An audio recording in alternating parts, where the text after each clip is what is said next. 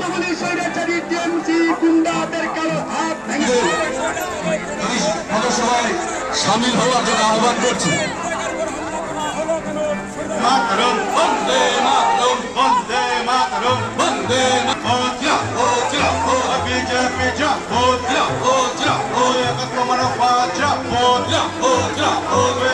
ভারত মাতা কি ভারত মাতা কি বন্দে মাতরম বন্দে মাতরম বন্দে মাতরম বন্দে মাতরম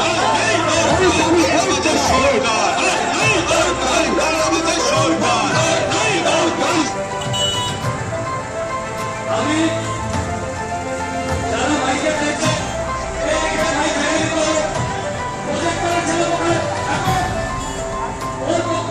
মাতা কি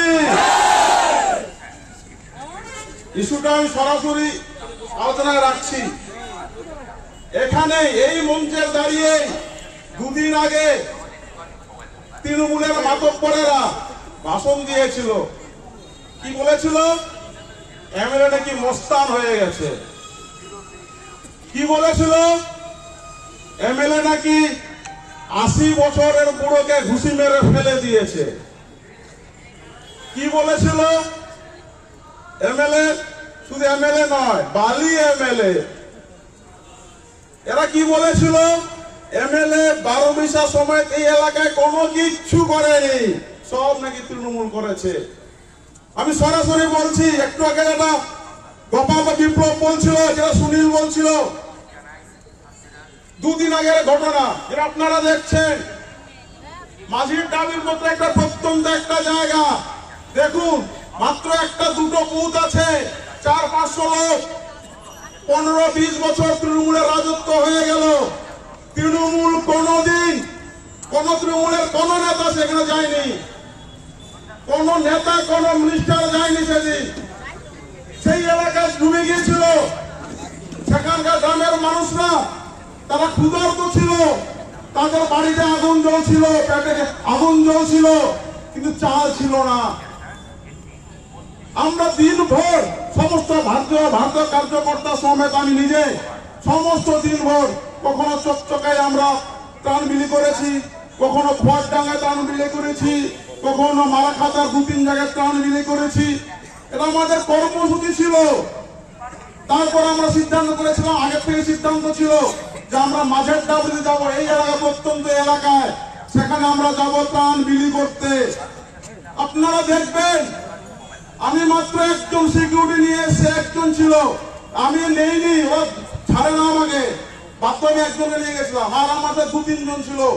দেখবেন নৌকা করে আমরা পার হচ্ছিলাম, 2-3 জন খালি পায়ে ত্রাণ নিয়ে যেতে, মানুষের মুখে হাসি ফোটাতে নিয়ে গিয়েছিলাম, ঢুকছিলাম। যখনই আমরা ঢুকলাম, আমাদের কার্যকর্তারা কয়েকজন ওখানে ছিল, আমরা চেয়েছিলাম যে গ্রামের মানুষের মুখে হাসি ফোটাতে।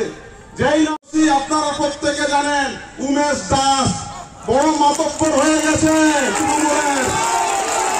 এতদিন মানুষের রক্ত খেয়ে 3 তলা বাড়ি বানিয়েছে, এখন তৃণমূলের চটি চেটে 5 তলা বাড়ি বানানোর চেষ্টা করছে।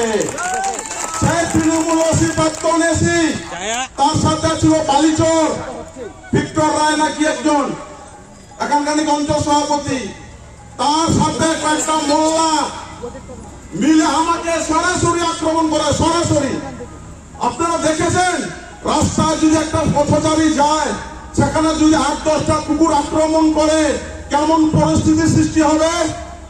মনে হচ্ছিল 4-10টা পাগলা কুকুর আমাদের ঘেরে দিয়েছে।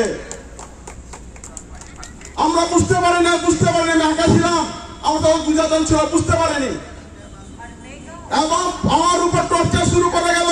এই যে ভিডিওটা দেখছিলেন, এর আগে যে ভিডিও দেখেছেন বা দেখানো হচ্ছে, এটা আমরা কেউ ভিডিও করিনি। আমাদের কোনো ভিডিও করার ইচ্ছা ছিল না, ওরা ভিডিও করেছিল। এবং ভিডিও করে ওরা বলছে যে কোন বৃদ্ধ লোককে, 80 বছর লোককে মেরেছে। আপনারা দেখবেন ভিডিওটা। তারা ধাক্কা দিতে দিতে আমার পাশে জোর করে চাপিয়ে দিচ্ছিল সে বুড়ো লোককে পিছন থেকে। এই যে উমেশ দাস, তার ক্ষমতা নাই আমার একদম সামনে আসার, তার কারণ তাকে যদি চোর দেয়, তার 14 পুরুষের নাম মনে পড়বে। সে ক্ষমতা হয়নি, বা কোন আরেকজন তো প্রমুখ আছে তারও ক্ষমতা হয়নি। তারা কি করেছে? বুড়ো লোককে সামনে ধাক্কা দিয়ে দিয়েছে, আমার সামনে বুড়ো লোককে, তাকেও মারেনি, সে আমার গায়ে পড়ছিল, আমি সরিয়ে দিয়েছি। যেই না সরিয়ে দিয়েছি সঙ্গে সঙ্গে ঘেউ ঘেউ ঘেউ ঘেউ ঘেউ শুরু করলো। কি বলছে? কেন মারলো, কেন মারলো, কেন মারলো বুড়া মানুষকে, ইস্যু করে ফেললো। আপনারা দেখবেন এই ভিডিওটা ওদের, এই ভিডিওটা ওরা পোস্ট করেছিল। আপনারা দেখুন কি করে ধাক্কা দিয়ে যে বুড়োকে সামনে আনা হচ্ছে। তারপরেও আমরা ভারতীয় জনতা পার্টির কার্যকর্তারা আমরা ছেড়ে দেইনি, পিছিয়ে যাইনি।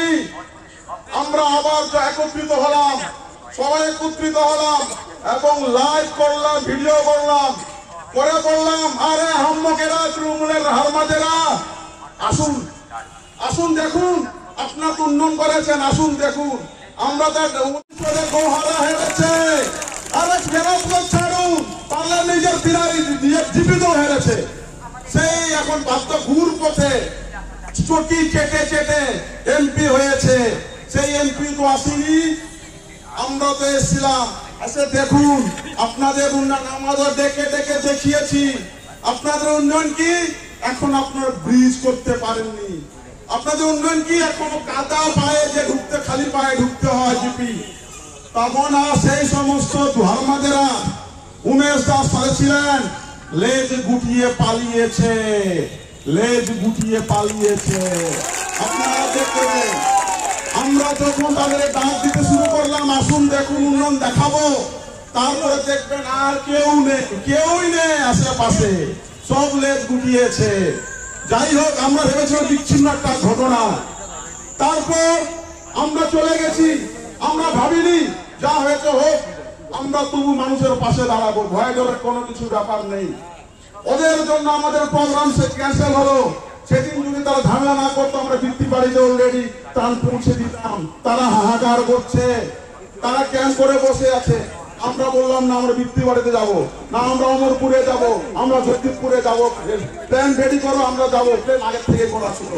আমরা এই সুযোগ আবার প্রাণ নিয়ে গাড়িতে প্রাণ নিয়ে এবার ঢুকলাম বৃত্তি বাড়িতে। এমন জায়গা, রাস্তা নেই, কোনো রাস্তা নেই। অনিতা দি ঢুকাবো, অনিতা দিকে, অনিতা বসে আছে, ওই যে অনিতা দি একটু আসছে। তো যাই হোক, সেখানে কাঁধে আমাদের কার্যকর্তারা কাঁধে চালের বস্তা, মুড়ির বস্তা, চালের বস্তা, গুড়ের বস্তা নিয়ে ঢুকেছে কাঁধে কাঁধে, কোনো কিচ্ছু নেই হাতে। আমরা প্ল্যান করেছিলাম সবাই আসবে, আমাদের দিয়ে দেবো, এটি আমাদের প্রোগ্রাম, শিডিউল প্রোগ্রাম। তোমরা বাড়ি যাও। এখন একটা সাধারণ মানুষ সে কি মাতালের সাথে পারবে? বড় বড় পাথর, বড় বড় জিনিস। ধন্যবাদ দিই আমাদের ভাইদেরকে, তারা এখানকার নয়, তারা দেশের বিভিন্ন প্রান্ত থেকে আসে। কেউ আসে রাজস্থান থেকে, কেউ গুজরাট থেকে, কেউ মধ্যপ্রদেশ থেকে, কেউ আসাম থেকে, কেউ অরুণাচল প্রদেশ থেকে। তারা বারবার মানা করেছে। আপনারা দেখবেন সে সিএসএফ ভাইকে এই হারমাত, রতিন হারমাত সরাসরি চোর মেরেছে, ধাক্কা মেরেছে, ঘুষি মেরেছে। তারা কি এক্সাম্পল ক্রিয়েট করেন? এরা দেশ সেবা করে, দেশ আজকে দুদিন হলো ডিউটি এসছে, গিয়ে দেশ সেবা করে। এরা মানুষ, এই তৃণমূল